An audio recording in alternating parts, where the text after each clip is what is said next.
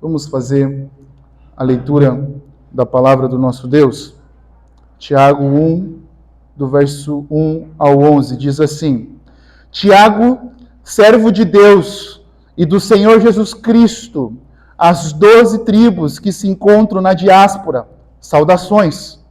Meus irmãos, tenham por motivo de grande alegria o fato de passarem por várias provações, sabendo que a provação da fé que vocês têm produz perseverança.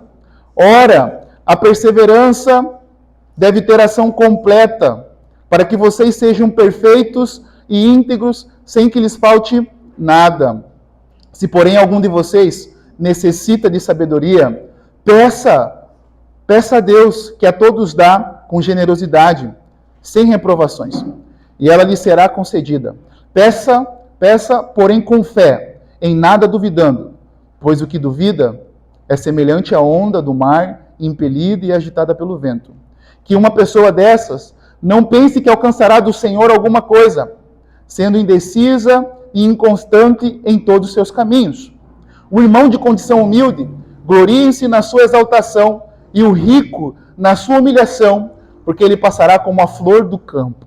Porque o sol se levanta com seu calor ardente, a planta seca, a sua flor cai, e a formosura do seu aspecto desaparece.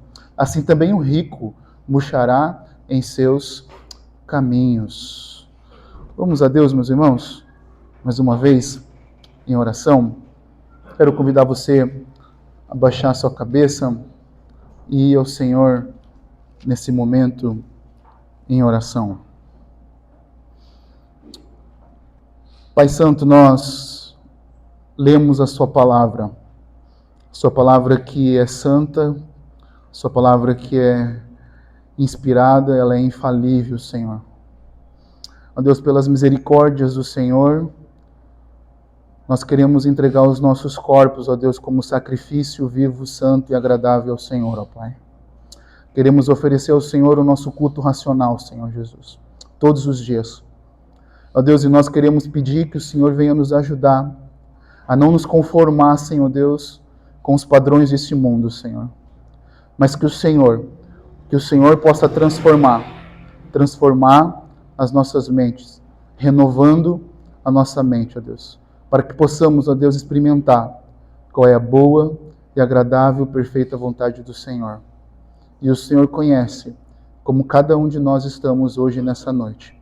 O Senhor sabe as lutas, o Senhor sabe os sofrimentos, e nós queremos pedir ao Senhor que a graça e o poder do Senhor com a sua palavra nos encontre, nos encorajando, nos exortando e nos repreendendo, para que o Senhor seja glorificado em nome de Jesus. Amém. Meus irmãos, antes de nós vamos olhar para Tiago, no capítulo 1, mas nós vamos aqui fazer uma introdução, como nós vamos expor o livro todo de Tiago. A ideia é nós passarmos alguns domingos, não sei quantos, mas eu quero pensar com os irmãos, agora sim, estou mais confortável, que o autor aqui, né, dessa carta é Tiago, mas a Bíblia vai dizer que tem vários, a gente vai ler as Escrituras e nós vamos perceber que tem alguns Tiagos, né? Tiago, no tempo de Jesus, era um nome normal, e como ainda é hoje, né? Várias pessoas, né? Nós temos aqui só na nossa igreja 2 Tiago, né? Então, nós temos Tiago, Pedro, João, né? Nós temos quase todos os discípulos de Jesus. Mas a gente precisa lembrar e olhar que esse Tiago aqui não é o Tiago, o apóstolo, o irmão de Jesus. Não. Não foi o Tiago. Esse não é o apóstolo que é considerado o escritor dessa carta. Por quê? Porque ele foi dos discípulos dos 12 que Jesus chamou para caminhar, ele foi o primeiro a ser martirizado, morto. Em Atos, capítulo 12, verso 1 ao 2, se você for abrir a sua Bíblia, diz assim: porque naquele tempo o rei Herodes mandou prender alguns da igreja para os maltratar, e mandou matar à espada o apóstolo Tiago. Então, Estevão foi o primeiro mártir da igreja, né? A gente vai perceber em Atos, Estevão foi o primeiro mártir da igreja, o primeiro que morreu, o primeiro que foi morto, apedrejado, por causa da sua fé e da pregação do evangelho. Então, e o apóstolo Tiago, ele foi o primeiro apóstolo a ser morto, né? A ser martirizado, morto a mandado do rei Herodes. Então o rei Herodes pede que prendam alguns da igreja para maltratar, como está relatado, Lucas relata em Atos, então, e mandou matar a espada, Tiago, o apóstolo. Então, o Tiago que nós estamos nos referindo aqui, é o Tiago, o irmão de Jesus, ou alguns estudiosos colocam o meu irmão de Jesus, porque Jesus ele não foi concebido como todos nós, seres humanos, ele foi concebido, Jesus, pelo Espírito Santo, então não teve uma relação sexual para conceber a vida ali de Jesus. Jesus foi gerado no ventre de Maria, então alguns colocam meio-irmão de Jesus. Então esse Tiago que nós estamos falando é Tiago, o irmão de Jesus. E Tiago, o irmão de Jesus, não tinha se convertido a Jesus até pouco depois da sua ressurreição. João capítulo 7, verso 5 diz assim que nem mesmo os irmãos de Jesus criam nele. Então Tiago, mas ele se converte ao Senhor Jesus Cristo. Esse Tiago que escreveu essa carta, ele se converte ao Senhor Jesus Cristo e se torna o líder da igreja de Jerusalém, como está registrado em Atos capítulo 15. Nós vamos ver Atos capítulo 15, não precisa você abrir sua Bíblia, mas você vai ver Atos capítulo 15, Tiago organiza, estava havendo uma confusão ali com a igreja, se tinha que circuncidar, se as pessoas precisavam voltar às práticas judaicas para ser salvo, e aí Tiago reúne um concílio com os apóstolos, e aí nós temos o primeiro concílio da igreja, onde eles falam, não, a única coisa que nós precisamos é de Cristo Jesus, a única pessoa que pode nos salvar, nós só somos salvos pela fé somente em Cristo Jesus. Então o capítulo 15 mostra, e aí Tiago toma a palavra, direciona e lidera todo aquele processo ali.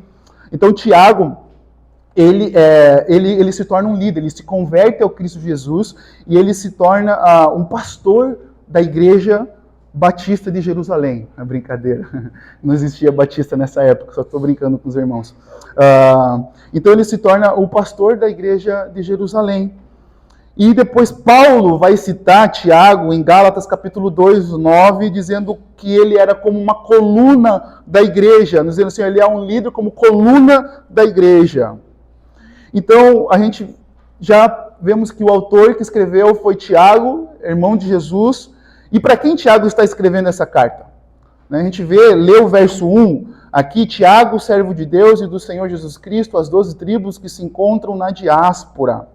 Então Tiago está escrevendo, o seu público-alvo são cristãos judeus. Veja que o verso 1, as 12 tribos que se encontram na diáspora, ele está se referindo a judeus que entenderam que Cristo Jesus era o Messias prometido e eles se converteram a Cristo. Então ele se refere às 12 tribos. Quando a gente olha para o Antigo Testamento, a gente vai ver ali as 12 tribos. Por isso que Jesus escolhe 12, né? Por causa de se referindo a quê? As 12 tribos, né? E não tem nada a ver com o G12, né, nesse tempo. Mas a gente vê Tiago falando as 12 tribos que estão dispersas nas diásporas. Então, Tiago está escrevendo aos judeus, e isso é importante, meus irmãos, nós entender para quem Tiago está escrevendo, porque vai fazer com que a gente entenda o conteúdo dessa carta. E as palavras, a forma o que Tiago está escrevendo. Então, no capítulo 2, veja que o capítulo 2, nós só vamos fazer menção disso aqui, que no verso 2 ele diz, porque se entrar na sinagoga de vocês, veja que Tiago faz referência à palavra sinagoga, porque os judeus cristãos se reuniam na sinagoga. Lembra lá em Atos, se não me engano, no capítulo 3 ou capítulo 4, Pedro e João ia às 3 horas da tarde à sinagoga, o quê? Orar. Então, os judeus que se converteram a Cristo Jesus, eles não deixaram algumas práticas porque eram bíblicas. Por exemplo, orar. Então eles já oravam antes, então agora entendendo o Evangelho, convertido a Cristo Jesus, eles continuaram a orar e buscar a presença do Senhor.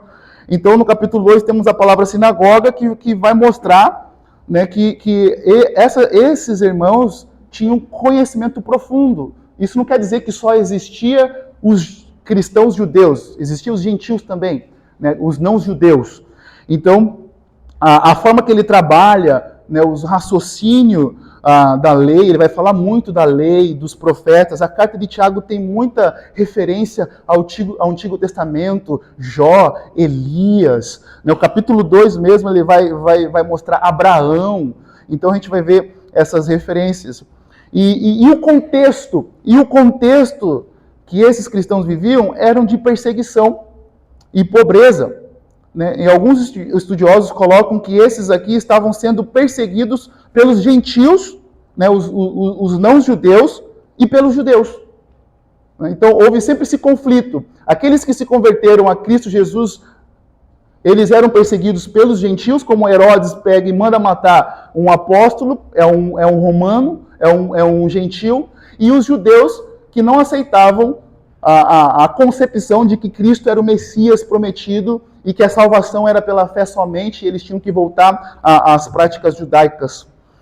Então essa carta, a gente precisa entender que o contexto que esses irmãos estavam vivendo era de perseguição, pessoas estavam tendo que abandonar os seus empregos, passando por pobreza. No entanto, que nós vamos ver no capítulo 1 mesmo, o Tiago, já falando sobre como nós devemos cuidar dos órfãos e das viúvas. Nós vamos chegar lá, meus irmãos, falando sobre esse assunto.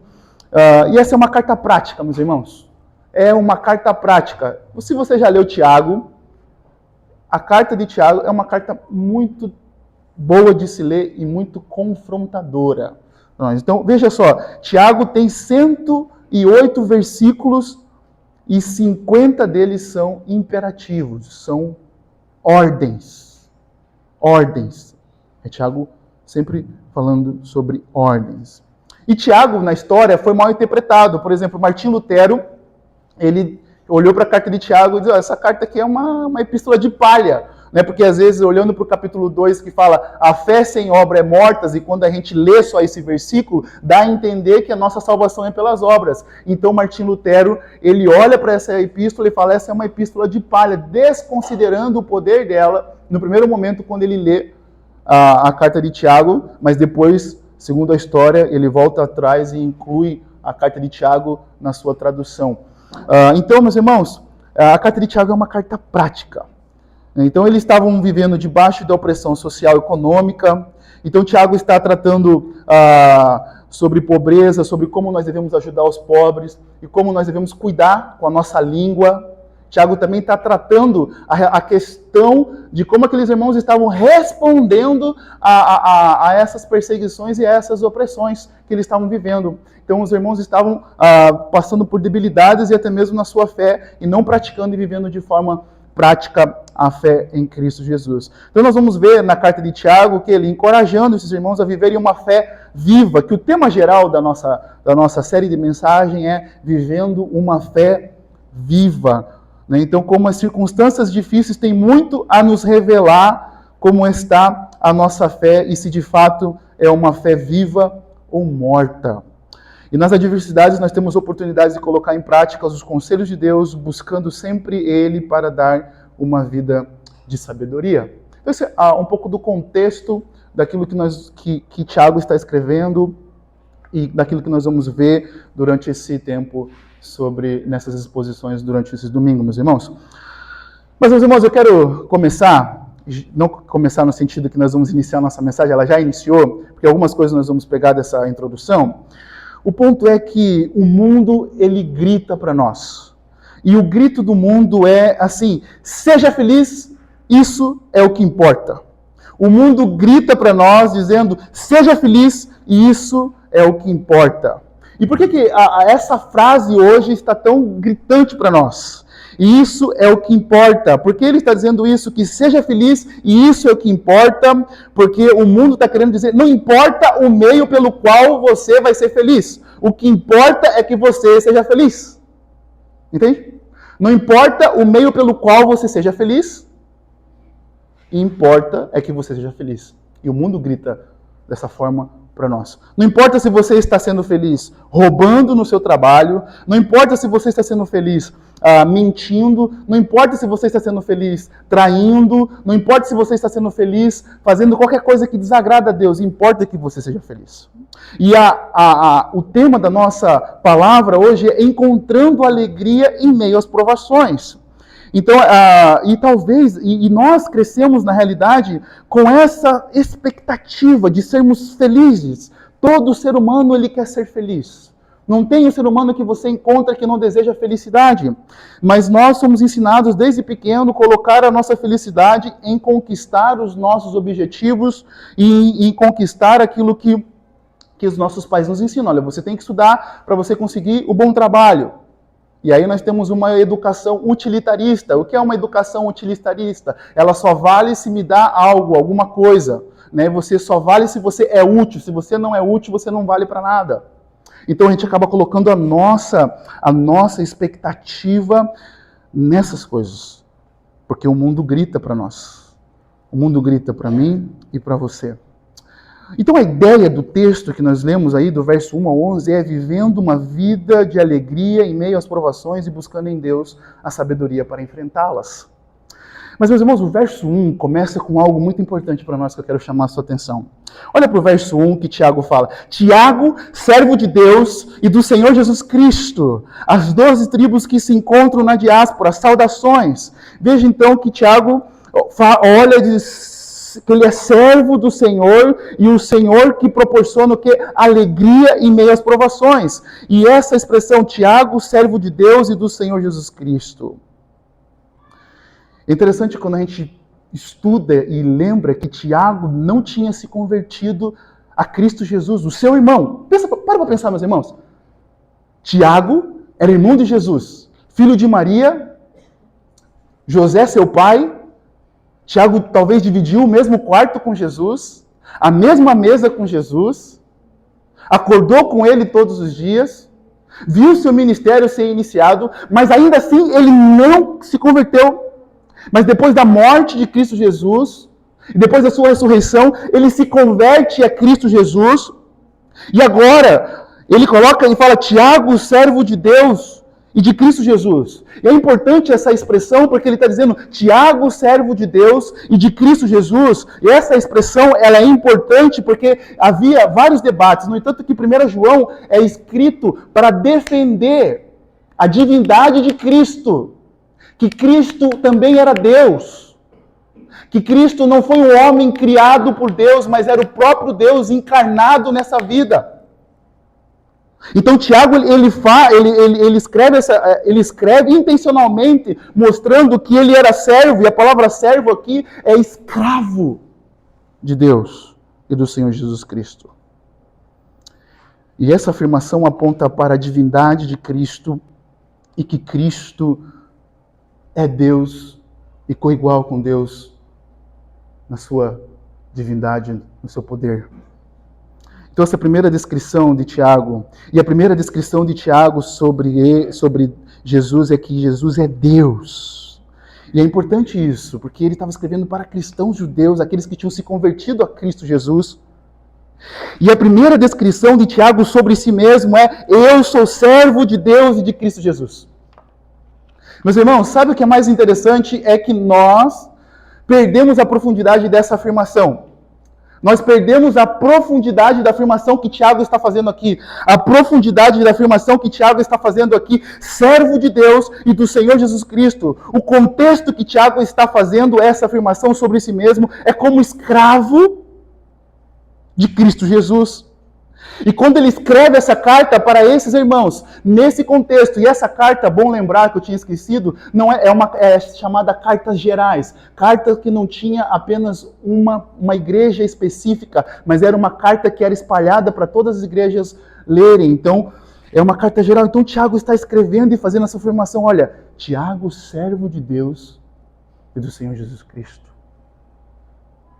O impacto que os primeiros leitores tinham quando ouviam essa frase, servo de Deus e do Senhor Jesus Cristo. Tiago está se referindo a si mesmo como alguém que não era mais dono de si mesmo e que agora ele tinha um Senhor e a vida dele era do Senhor Jesus Cristo. Alguém que manda sobre ele.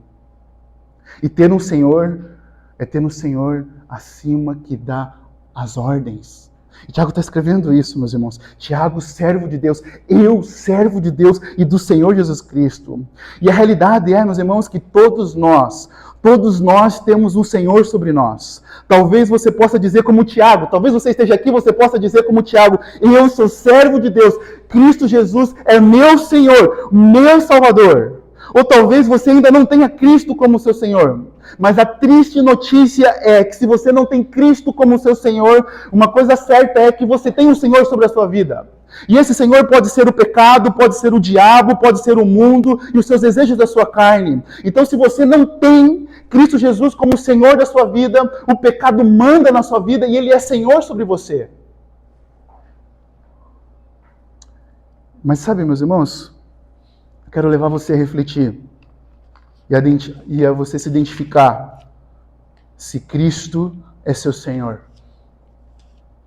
Quero levar você a refletir. Reflita sobre você mesmo agora e pense em Cristo.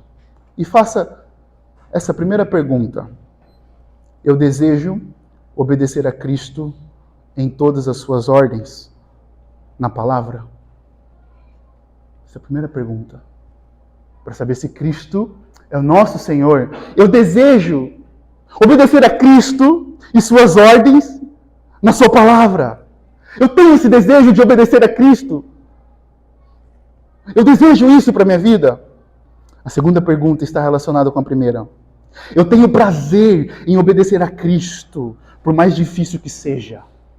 Veja, a primeira questão é, eu tenho desejo, eu quero obedecer. A segunda é, eu tenho prazer em obedecer a Cristo, por mais difícil que seja.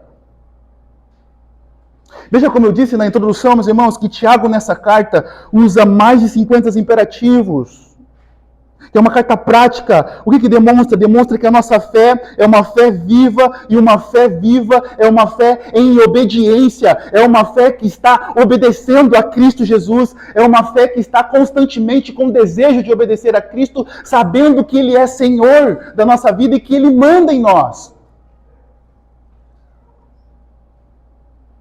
Então, porque quando nós estamos, meus irmãos, sendo escravos do pecado, do diabo, você obedece esses senhores. E Tiago está aqui escrevendo do verso 1 ao 11 para esses irmãos terem alegria.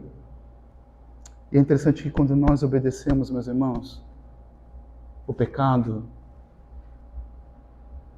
o diabo e o que o mundo oferece, essa alegria ela é efêmera, ela é passageira. Ela é uma alegria que vai rápido. Sabe, passa. É alguns minutos de alegria quando nós estamos diante do pecado. A alegria que esse mundo nos proporciona são alegrias efêmeras, são passageiras, são rápidas. São alguns minutos.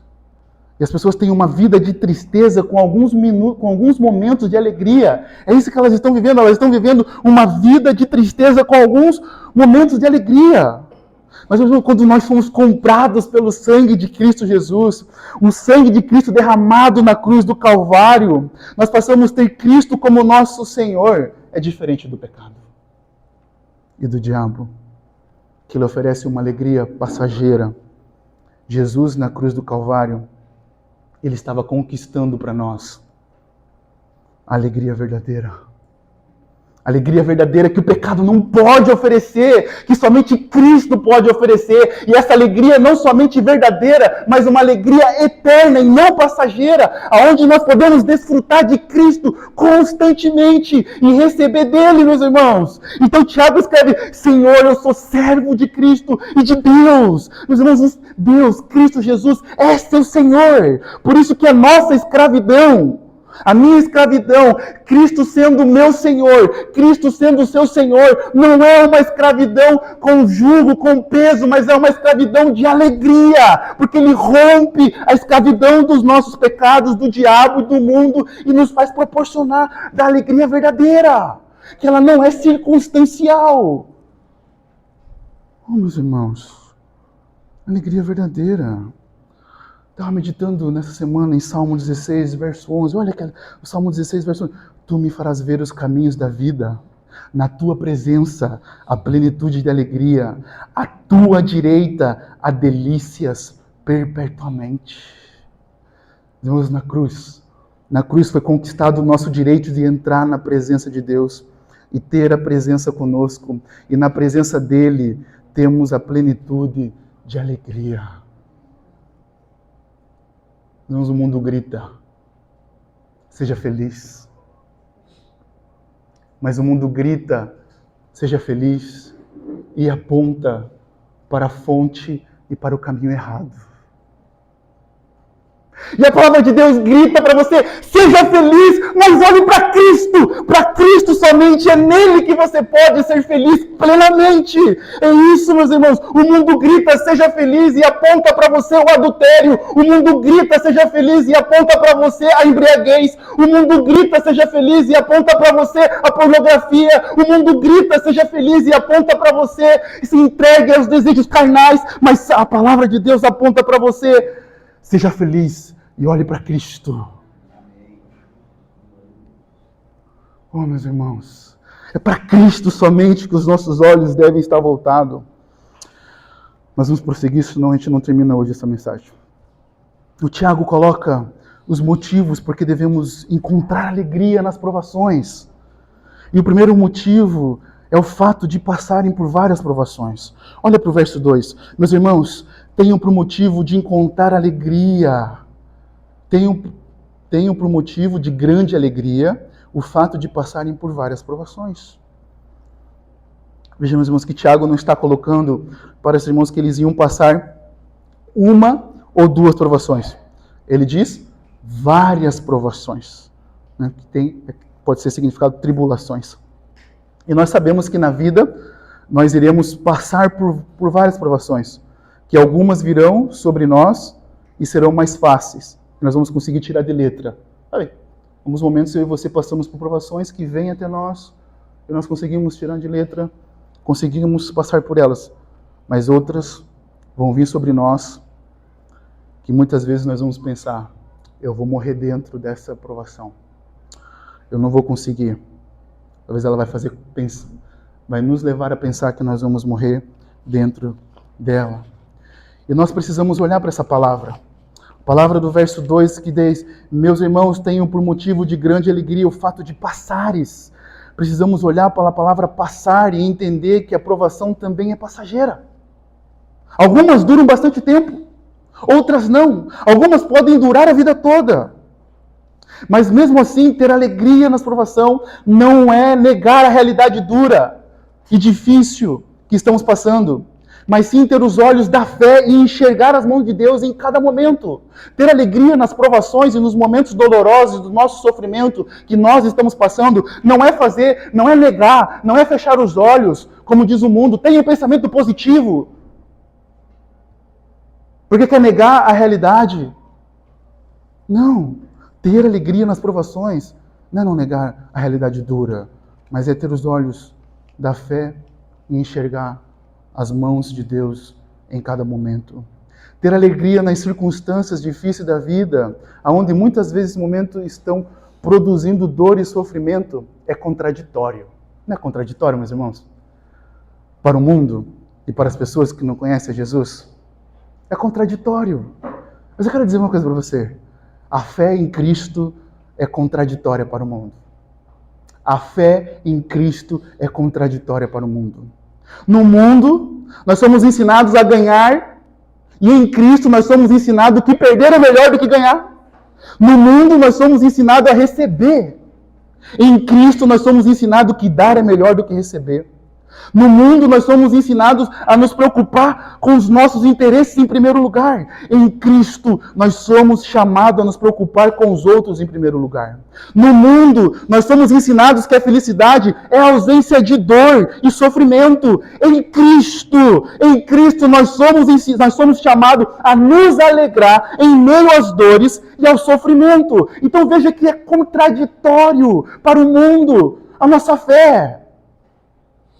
Porque a palavra que Tiago está mandando aqui está dizendo assim, olha, se vocês estão passando por várias provações, tenham alegria. Se alegre por passar provação. Se alegre pelo sofrimento que você está passando. Se alegre pela traição que você está sofrendo. Mas se alegre em Cristo. E Tiago vai mostrar para nós como nós podemos nos alegrar em tudo isso. Como nós podemos nos alegrar? E lembrando, meus irmãos, que essa alegria que Tiago está falando, ela não é produzida por meios naturais. Ela é sobrenatural. Você conseguir ter essa alegria em meio às provações só é possível se você ter Cristo como seu Senhor e Salvador. Porque ela é o fruto do Espírito Santo. Só quem desfruta dessa verdadeira alegria é aqueles que se rendeu a Cristo Jesus e foi selado com o Espírito Santo. São esses que desfrutam da alegria. Por isso que é contraditório, porque ela não é natural, ela não é por circunstancial, ela é sobrenatural, ela é poder do Espírito Santo. Você já conheceu pessoas passando por vários sofrimentos? Ela não nega a realidade, mas ainda assim, ela continua alegre em Cristo, confiante no poder do Senhor. É poder do Espírito Santo, meus irmãos. Não é obra natural produzida por esforços humanos. O verso 3, olha para o verso 3. O verso 3 diz, sabendo que a provação da fé que vocês têm produz perseverança. Sabendo, ou em outras traduções, saber, é uma palavra importante aqui, para entendermos por que nós podemos nos alegrar em meio às provações. Veja que a provação da nossa fé, o verso aqui, a provação da nossa fé, tem como objetivo mostrar se a nossa fé é uma fé verdadeira, uma fé viva. As provações, elas revelam se de fato somos nascidos de novo. Então o que Tiago está falando aqui no verso 3, sabendo que a provação da fé que vocês têm produz perseverança. Quando ele está falando de provação, ele está falando, sabendo que essa prova que você está passando, talvez as provas que você vai passar na sua vida, é para mostrar se a sua fé é verdadeira ou não. Se você nasceu de volta ou não. Se você crê em Cristo Jesus de forma verdadeira ou não. Então as provações, ela não tem como objetivo gerar fé. Preste bem atenção nesse ponto, meus irmãos. A provação, ela não tem como objetivo gerar fé em nossos corações. Porque a mensagem do Evangelho de Cristo Jesus, que Ele foi crucificado por causa do nosso pecado, e que nós precisamos nos arrepender e crer nele, é a mensagem do Evangelho que gera fé em nossa vida, em nosso coração. É a pregação do Evangelho que gera fé em nós. Quando você ouve o Evangelho e você se arrepende dos seus pecados, ela gera fé em nossos corações. Agora a provação, as tribulações, ela tem poder de mostrar, confirmar a nossa fé, e refinar a nossa fé, e tirar as impurezas da nossa fé, e tornar a nossa fé cada vez mais pura, cada vez mais santa, nós estamos cada vez mais nesse processo de crescimento. Por isso nós, como crentes em Cristo Jesus, podemos nos alegrar em meio às provações, porque sabemos que esta provação está desenvolvendo em nós perseverança. Porque Deus está produzindo em nós, o que é a perseverança? A capacidade de sermos constantes em meio às dores e ao sofrimento, fiéis a Cristo Jesus. Essa é a perseverança que as provações estão fazendo em nós. Elas estão produzindo em nós a capacidade de caminharmos mais, olhando para Cristo Jesus, realinhando a nossa fé e a nossa vida no alvo que é Cristo Jesus. Por isso que nós, como crentes em Cristo Jesus, só vamos conseguir perseverar em meio às tribulações com os olhos em Cristo Jesus. Ele é o autor e consumador da nossa fé. É Ele que pode suportar a nossa fé, que fazer com que a gente possa caminhar. Lembra de Pedro? Pedro está caminhando no meio do mar, na tempestade, e quando ele tira os olhos de Cristo Jesus, ele começa a afundar. E é exatamente isso que acontece comigo e com você. Quando nós tiramos os nossos olhos de Cristo Jesus, nós começamos a afundar. Então as provações, ela tem capacidade de produzir em nós. Veja aqui o verso 3. Sabendo que a provação da fé que vocês têm produz perseverança. Então, sabe, sabendo que vocês estão passando por essas provas. Tiago está dizendo para aqueles primeiros irmãos, talvez alguns de vocês, abandonado pelos seus pais, porque agora vocês acreditam em Cristo Jesus. Talvez alguns de vocês, abandonado pela sua própria família, pela sua esposa, porque agora vocês acreditam em Cristo Jesus. Meus irmãos, alguns estudiosos dizem que o apóstolo Paulo, ele foi casado. Não está na Bíblia isso. Porque ele participava do Sinédrio, e para participar do Sinédrio, o judeu precisava ser casado, tinha que ter família. Então Tiago está falando, olha, vocês estão passando por provação, por sofrimento. Esse sofrimento estão produzindo em vocês perseverança. Para vocês continuarem perseverando e crendo no Senhor Jesus. Por isso, meus irmãos, abrindo um parênteses, hoje aqui no Brasil, eu tenho cautela e demoro para batizar as pessoas. Porque é diferente num país muçulmano, que se uma criança de 12 anos professar a Cristo Jesus, os pais abandonam ela no meio da rua e deixam ela sem ninguém. Se uma criança de 12 anos falar que crê em Cristo Jesus num país muçulmano, ela se torna o quê? Órfã. Ela perde a sua família. Ela perde o seu direito de ter herança. Por isso que hoje nós temos que testar, porque crer em Cristo Jesus virou moda, não virou mais sacrifício, não virou mais algo de arrependimento, de abandono de pecado, não é mais nada, é uma moda, é uma marca. Hoje nós vendemos em nome de Cristo Jesus. O que você perdeu seguindo a Cristo? O que você perdeu? Me diga, meu irmão, me diga, a palavra de Deus chama a gente a olhar para nós. O que nós perdemos? O quê? Entende, meus irmãos? E Tiago está encorajando esses irmãos. Eu estou abrindo esse parênteses, meus irmãos, para a gente entender por que nós temos que tomar cuidado, porque muitas pessoas que colocam a fé, que dizem colocar a fé em Cristo, não colocaram. Porque aqui nesse contexto que Tiago está escrevendo, essas pessoas estavam sendo provadas por causa da sua fé, não por causa que tinham uma casa boa ou isso, aquilo, mas era por causa da sua fé em Cristo Jesus. Entende? Voltando para o ponto, a provação da fé produz em nós perseverança. Perseverança. E muitas pessoas, meus irmãos, não conseguem se alegrar nas provações porque elas valorizam mais o conforto do que a transformação do caráter. As pessoas não conseguem se alegrar nas provações porque elas estão valorizando mais o conforto do que a transformação do caráter. Porque quando nós vemos a Cristo, quando nós colocamos a fé em Jesus, a maior preocupação que Cristo tem, que Deus tem, é com o seu caráter, é com sua vida transformada. Elas preferem não se envolver com nada e com ninguém, porque estão tão em si mesmadas, concentradas em si mesmas.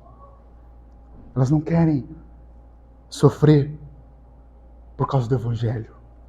Pessoas estão ligadas apenas na sua própria vida e muitas delas preocupadas apenas com a vida material e preocupadas apenas com o presente momento.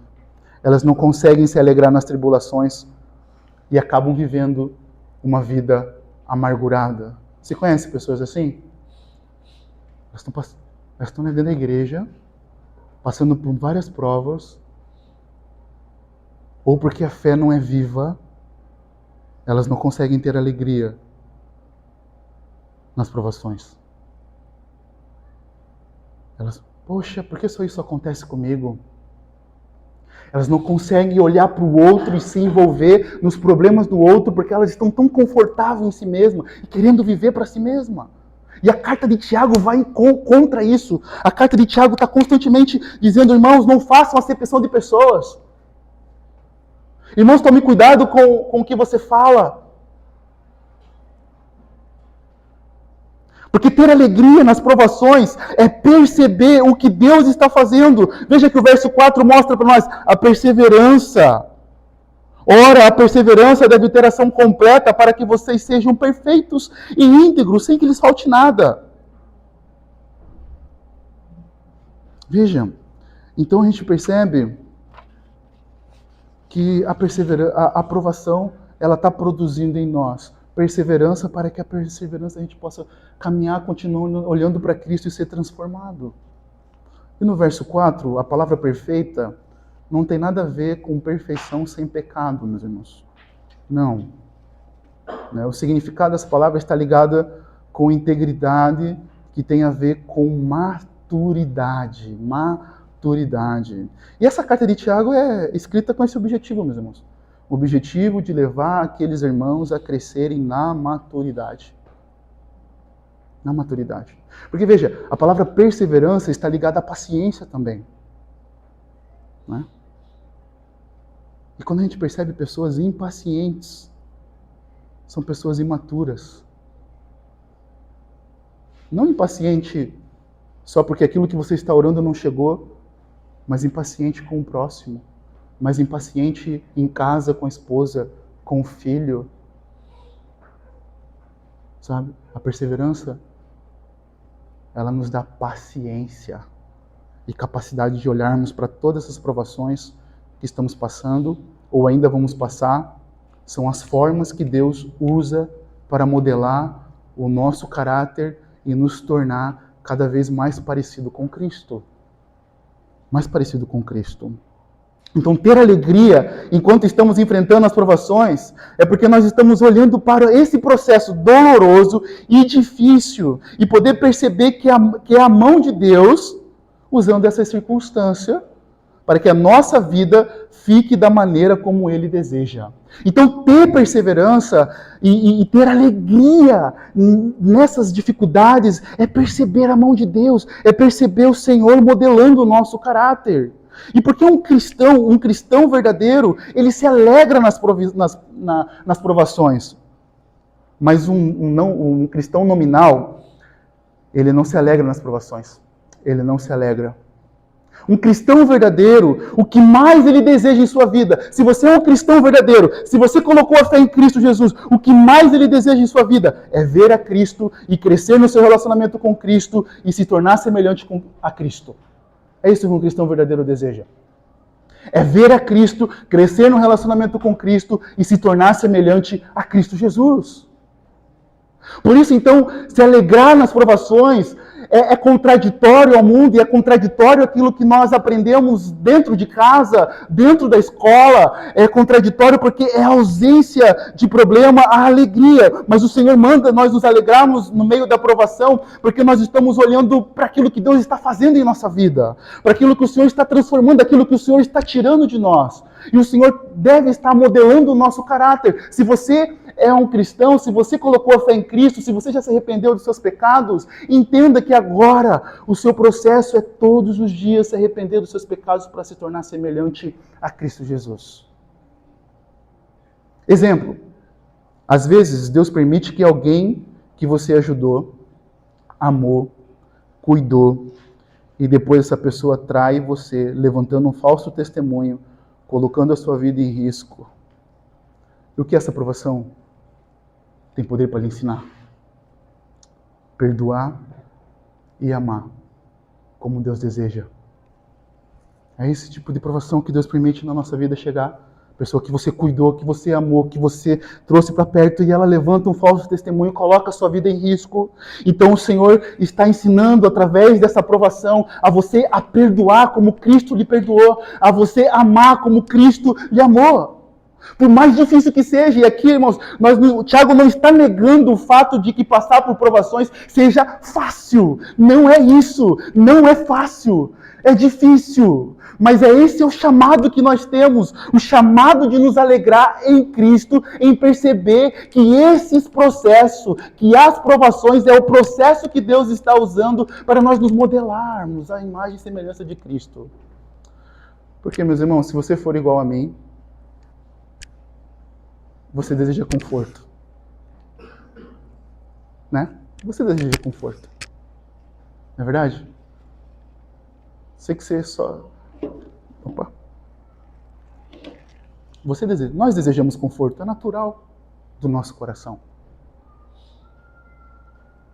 São raros, vírgulas, pessoas que nascem com um espírito de desafio e desejam sair do seu desconforto. Geralmente nem sempre é centrado nelas mesmas, né? E aí Deus, de repente, pensa na sua história, pensa na sua vida, de repente, coisas aconteceram na sua história, coisas que não estavam planejadas, situações que você não pensava. Você começa o ano pensando e planejando e sonhando somente coisas boas para você, mas de repente o Senhor permite que algo doloroso aconteça na sua vida. Algo difícil aconteça na sua vida. Porque a aprovação é a escola de Deus. Onde nós olhamos para dentro de nós mesmos. Onde nós buscamos nos modelar. Onde o Senhor está nos modelando para sermos a imagem. Veja que o verso 4, mais uma vez, olhe para o verso 4. Ora, a perseverança deve ter ação completa para que vocês sejam perfeitos e íntegros, sem que lhes falte nada. Então Deus está trabalhando em nós para que a gente cresça nessa integridade, nessa maturidade, meus irmãos, a cada dia, todos os dias. Eu e você estamos aí buscando, passando por provações na realidade, para crescermos a imagem e semelhança de Cristo. Mas o verso 5 mostra para nós algo interessante. Se, porém, algum de vocês necessita de sabedoria, peça a Deus, que a todos dá com generosidade, sem reprovações, e ele lhe será concedida. A carta de Tiago é reconhecida também no Novo Testamento como a carta de sabedoria, assim como o livro de Salmos, Provérbios e Jó e Eclesiastes. E agora Tiago fala sobre sabedoria. Aqui, na realidade, o capítulo 1 de Tiago, meus irmãos, esqueci de falar isso na introdução, o capítulo 1 de Tiago é uma introdução. Tiago está colocando os temas e vai trabalhar aí durante os capítulos aí seguintes, os temas que nós estamos vendo aqui. Então Tiago fala, se vocês têm falta de sabedoria, veja, se porém algum de vocês necessita de sabedoria, peça a Deus. Meus irmãos, não há nada mais maduro que no meio das provações, do que ir a Deus em oração com fé, clamando a Ele por sabedoria, reconhecendo que Ele é a fonte de todo conhecimento e saber. Porque, mesmo quando nós somos lançados em situações difíceis, nós olhamos para o tamanho dos desafios que somos colocados e nos perguntamos como podemos sair dessas situações. É exatamente isso. Às vezes o Tiago está escrevendo, parece que os assuntos estão desconectos, mas não está desconecto. Tiago está falando assim, olha, vocês estão passando por provações, vocês estão passando por dificuldades, vocês estão passando por esses momentos. Então, se porém algum de vocês estão com falta de sabedoria, peça a Deus. Peça porém, mas peça com fé. Peça com fé. Então as provações ela têm o poder de nos levar ao quê? Nós reconhecermos as nossas limitações. Né? Então as provações ela têm esse poder de nos levar a reconhecer as nossas limitações. Meus irmãos, mais uma vez, se você for igual a mim, talvez você tenha a tendência de ser prepotente, de achar que tem todas as respostas, de achar que tem todos os caminhos, de achar que tem todas as fórmulas, de achar que tem todo o conhecimento. Mas quando a provação vem, ela nos encurrala. E a nossa prepotência vai por água abaixo. E nós achamos que nós temos todas as respostas. Some. E aí Tiago olha para esses irmãos e fala, olha, se vocês estão sem sabedoria para sair dessa situação, peça ao Senhor, com fé. Peça sabedoria ao Senhor. Porque a sabedoria nos leva a crescer em maturidade necessária para aquela aprovação que estamos passando.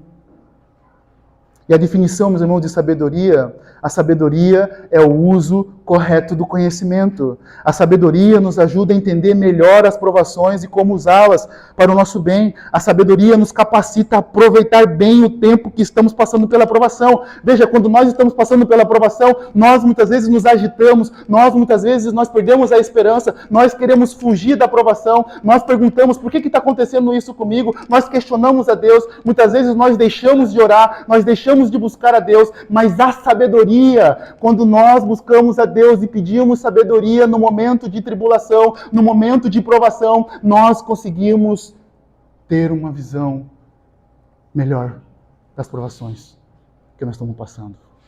E nós conseguimos tirar proveito dessa provação. É difícil, porque a provação, quando às vezes você acorda no outro dia e de repente você já está dentro dela, é como luta de boxe. Você está lutando a sua vida, está ali os dois lutando, e de repente entra um golpe que o lutador nem viu de onde veio. E já entra uma sequência. Até ele se restabilizar, para voltar de volta para a luta, é difícil. As provações são assim muitas vezes, ela vem, pá! Deus não avisa para você o dia e a hora que você vai morrer, Ele não avisa. Não. Deus não avisa muito dos nossos problemas que nós vamos passar, mas Ele não avisa. Mas Ele dá a sabedoria, o conhecimento correto para cada momento que nós estamos passando. Por isso nós podemos ir a Deus em oração e pedir sabedoria.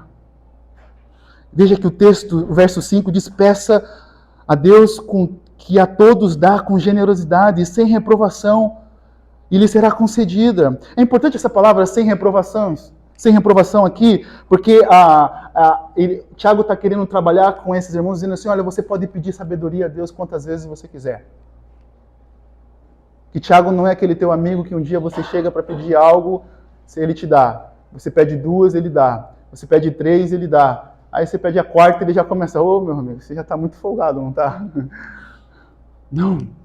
O trono de Deus está aberto para nós. E nós podemos entrar nele todos os dias, todas as horas. Nós podemos pedir a qualquer momento, a qualquer hora. Se você está passando por tribulação, por provação, está aqui, você pode clamar agora, nesse momento, dentro do seu banheiro, dentro do seu quarto, dentro do seu carro, andando pela rua. Em qualquer hora você pode clamar a Deus, pedir, Senhor, me dá sabedoria, porque Ele dá de forma que Ele concede, generosa. Porque o nosso Deus é generoso, porque o texto diz, porque Ele dá a todos com generosidade. Mas veja, que para obter a sabedoria é necessário pedir com fé. Não podemos ser pessoas incrédulas diante do Senhor. Veja que ele usa uma linguagem figurativa, Tiago, aqui. Veja que ele usa, se porém com fé, peça, quer dizer, porém com fé em nada duvidando. Pois o que duvida é semelhante à onda do mar e impelida e agitada pelo vento, e que uma pessoa dessas não pense que alcançará do Senhor alguma coisa, sendo indecisa e inconstante em todos os seus caminhos. Essa questão aqui de inconstância, ele não está falando de sentimentos. Não está falando de emoções. Ele está falando de alguém que uma hora está pedindo sabedoria para Deus, mas outra hora está duvidando e está usando recursos contrários que Deus deseja. Então não podemos ser pessoas incrédulas diante do Senhor, de ânimo dobre, que uma hora estamos confiando em Deus e sua bondade, e outra hora estamos confiando em nossa sabedoria e até mesmo na sabedoria do mundo, porque é isso que Tiago vai trabalhar no capítulo 3, que a sabedoria de Deus, ela é pura, ela é gentil, ela é amável, e a sabedoria do mundo é inveja, é ciúme. Então nós não podemos ser inconstantes.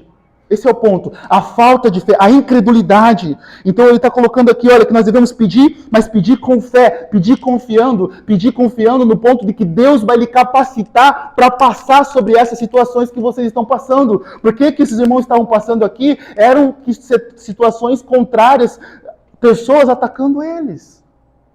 E eles precisavam de sabedoria para passar por essas situações, meus irmãos. E como nós precisamos de sabedoria para passar por nossas situações. Então o autor de Hebreus também escreve que nós devemos entrar com confiança diante do trono da graça. E agora Tiago vai colocar que Deus é generoso e que Ele vai nos dar sabedoria quando nós pedimos com fé. Mas sabe qual é o nosso pecado, meus irmãos? O nosso pecado, muitas vezes, é que nós deixamos de orar no meio das provações. Esse é o problema nosso. O nosso maior problema é esse. Nós deixamos de orar no meio das provações. Nós deixamos de buscar a Deus no meio das provações. Nós nos entregamos a nós mesmos no meio das provações. Nós buscamos os nossos próprios recursos, as nossas próprias maneiras de querer viver a nossa vida. Então a falta de oração no meio das provações revela a forma como estamos enxergando a Deus. E nós precisamos desenvolver uma vida de oração. E as provações, ela também tem o poder de despertar a nossa vida de oração. Quantas pessoas começam a orar depois de um problema? Campanha de oração. Nunca jejuou, começa a jejuar. Não falta o culto de oração, começa a vir a aprovação, reunião de oração, não falta nenhuma. Tem um caso na minha cidade de um jovem, toda vez ele pedia para sair uma herança. Essa é uma história verdadeira, meus irmãos. Saiu a herança. Aí ele comprou um notebook para ele, que na época era caro. Isso estou falando muito. É uma história contada lá na nossa igreja, lá no Paraná. E depois ele nunca mais foi para a reunião de oração. Nunca mais. Mas, meus irmãos, as provações têm esse poder também de despertar a nossa vida com Deus. E é isso que Tiago está falando. Olha, vocês estão passando por todos esses problemas. Vá a Deus. Vá ao Senhor, porque Ele não vai virar as costas para você se você for com fé. E ir com fé é ir confiando, é ir se humilhando, é ir quebrantado, é ir confiando diante do trono da graça. Eu gosto dessa expressão que Hebreus usa, o autor de Hebreus ele usa que nós temos que entrar com confiança diante do trono da graça. Nós estamos diante do Rei dos Reis, do Criador dos céus e da terra. Para pensar, meus irmãos. Quando você está orando, quando nós estamos orando aqui, nós estamos diante do Criador dos céus e da terra. Você já parou para pensar nisso? Olha a dádiva da oração. Já parou para pensar que esse Deus, Ele pede que a gente vá até Ele para nos dar sabedoria e nos capacitar a passar pelas situações que nós estamos passando. Então, pedir por sabedoria é confiar no Senhor de todo o coração e não se apoiar no seu próprio entendimento. Como diz Provérbios 3:5, confie no Senhor de todo o seu coração e não se apoie no seu próprio entendimento. E Tiago agora, ele usa outras circunstâncias, ele coloca do verso 9 ao 11, ele diz, o irmão de condição humilde, glorie-se na sua exaltação, e o rico na sua humilhação, porque ele passará como a flor do campo, porque o sol se levanta com seu calor ardente, a planta seca, sua flor cai e a formosura do seu aspecto desaparece, assim também o rico murchará em seus caminhos. E aí, Tiago chama a esses irmãos, olha, vocês devem ter alegria, independente das circunstâncias. Porque a carta de Tiago está revelando o conflito entre ricos e pobres. Também, o capítulo 2 vai tratar sobre isso. Os cristãos estavam sofrendo por pressão econômica.